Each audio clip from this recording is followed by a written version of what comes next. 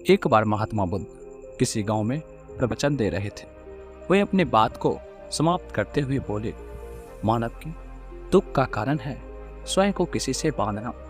जहाँ भी मोह होता है, बंधन होता है, वहाँ दुख स्वयं ही उत्पन्न हो जाता है।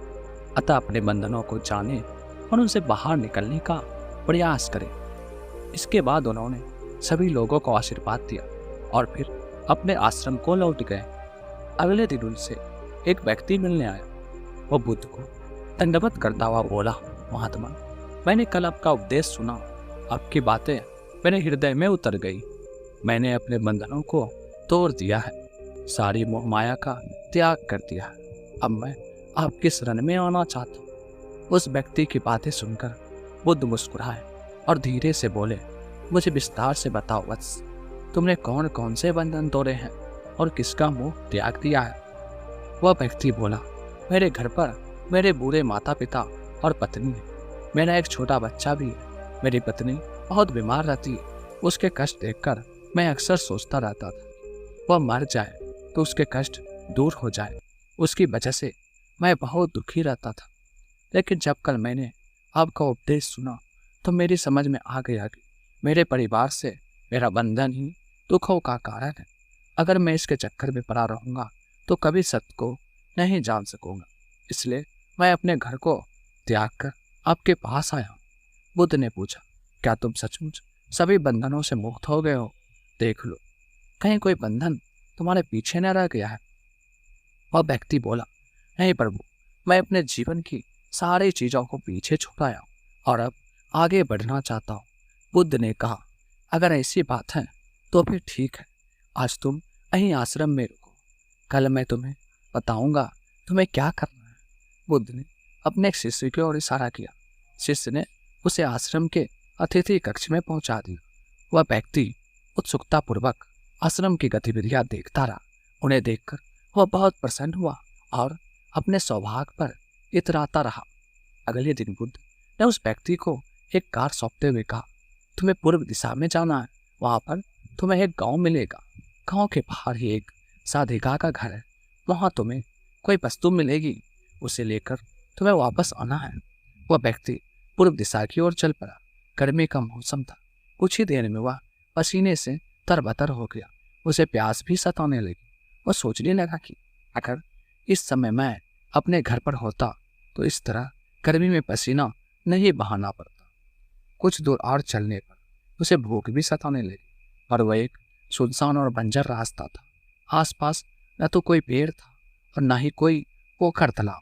वह पुनः सोचने लगा, अगर मैं इस समय अपने घर पर होता तो अपनी पत्नी के हाथ का बना स्वादिष्ट भोजन कर रहा होता।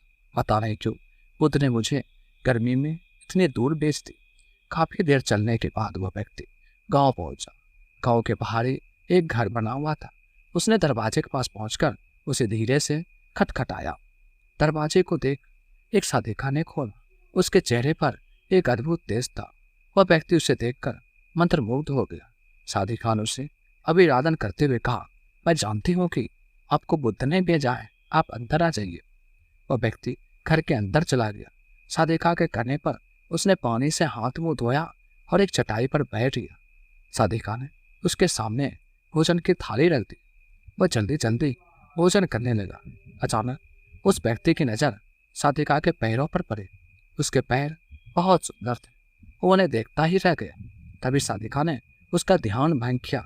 वो बोली, जिस व्यक्ति को बुद्ध के चरणों में स्थान मिल जाता है फिर उसे किसी अन्य के चरणों की आवश्यकता नहीं पड़ती। साधिका की बात सुनकर वह चुपचाप बैठ गया और लज्जित हो गया और नजरें नीची करके चुपचाप भोजन करने लगा। भोजन करने के बाद साधिका ने कहा, अब बहुत दूर से आए, थक गए होंगे, यही चटाई पर लेट जाइए, मैं पंखा कर दूंगी। वह व्यक्ति बहुत थका था। वह चटाई पर लेट गया और अपनी आंखें बंद कर ली। साधिका उसे पंखा करने लगी, पर लेटने के बाद भी उस व्यक्ति को चैन नहीं आया। उसने धीरे से अपनी पलकों को खोला और चोर नजरों से साधिका को देखने लगा। वह सोचने लगा, यह स्त्री कितनी सुंदर है, इसका पानी कितनी मोहक है। अगर यह मेरी पत्नी होती तो मेरा जीवन स्वर्ग बन जाता। साधिका इसके मन की बात समझ गई और बोली, शरीर में कुछ नहीं रखा, ये केवल मांस, मज्जा और अस्थियों का जोर है। जो व्यक्ति इसके आकर्षण से मुक्त हो जाता है वही सत्य को प्राप्त कर पाता है। यह सुनकर व्यक्ति घबरा गया। वो चटाई से उठ बोला, अब मुझे बुद्ध के पास जाना है। कृपया आप मुझे वह सामान दे जिसके लिए बुद्ध ने कहा था। साधिका ने मुस्कुराकर जवाब दिया, बुद्ध ने आपको जिस कार्य के लिए भेजा था वो पूर्ण हो चुका है। साधिका की यह बात सुनकर उस व्यक्ति को समझ में नहीं आई। वह दरवाजे की ओर बढ़ चला। दरवाजे के पास पहुंचकर वह एक क्षण के लिए रुका और पलटकर बोला, क्या आप अंतर्यामी हैं? आपने मेरे मन की बात कैसे समझ ली? वह स्त्री मुस्कुराते हुए बोली, बुद्ध की कृपा से मैं मोह माया से ऊपर उठ चुकी हूँ, इसलिए भावनाओं से परे हूँ।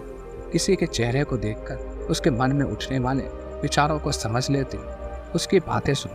वह व्यक्ति एक बार पुनः लज्जित हुआ और सोचने लगा, जिस स्त्री ने सच्चे मन से मेरा सत्कार किया, मैं उसके बाद क्या क्या सोचता रहा। उसके बाद वह बुद्ध के आश्रम की ओर लौट। आश्रम में पहुंचकर वह व्यक्ति बुद्ध के चरणों में गिर पड़ा। महात्मा, मुझे क्षमा कर दो, मैं बड़ा पापी हूँ। उसकी बातें सुन बुद्ध मुस्कुराए और बोले, मैंने तुम्हें साधिका के पास इसलिए भेजा था ताकि तुम अपने आप को देख सको। अब मुझे बताओ, क्या तुम सचमुच में मोह और बंधन को त्याग चुके हो? वह व्यक्ति कुछ नहीं बोला। वो नजरें नीचे किए हुए चुपचाप खड़ा रहा। मुझे क्षमा करने पर उस व्यक्ति ने अपना हाथ जोड़ दिए। फिर वह धीरे से बोला, आप सही कह रहे हैं, मैं केवल अपनी पत्नी से पीछा छुड़ाना चाहता था और बहुत बीमार रहती थी।